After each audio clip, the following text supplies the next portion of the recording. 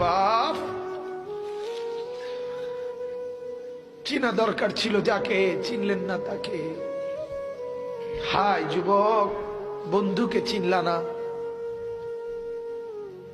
দুশ্মনকেই বন্ধু বানাইলা, দুশ্মনকেই বন্ধু বানাইলা। আপন বন্ধু যিনি তাকে চিনলা না, দুশ্মনকেই গ্রহণ করলা। চেহারায়, সুরতে, চলনে বলনে, আচারে উচ্চারণে বেঈমান যেভাবে সাজায় দেয়, তুমি তাকেই গ্রহণ করলা। নবী পাক সাল্লাল্লাহু আলাইহি ওয়াসাল্লাম নফল নামাজে এত লম্বা সেজদা করতেন।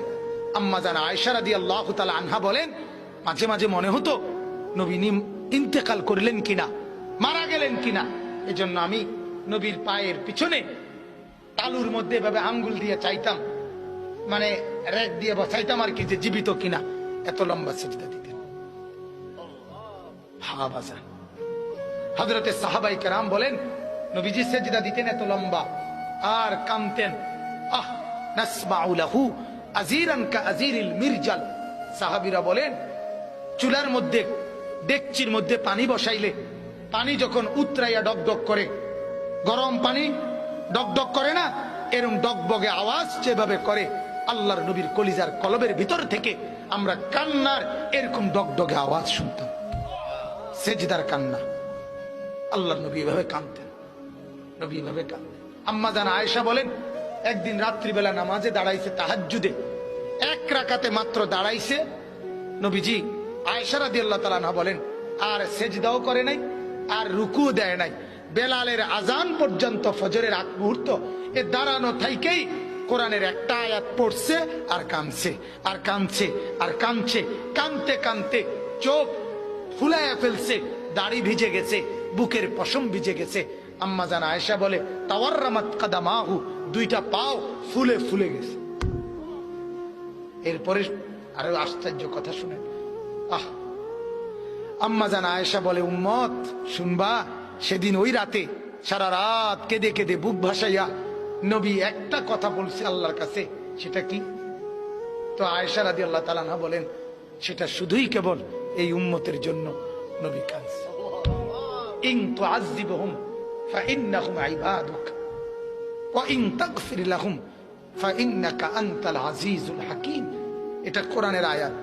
আল্লাহর নবী একদূর সারা রাত পড়ছে, আল্লাহরে বলছে, মাওলা আমার উম্মত, আপনি যদি গুনার কারণে আযাব দেন, আপনি দিতে পারবেন।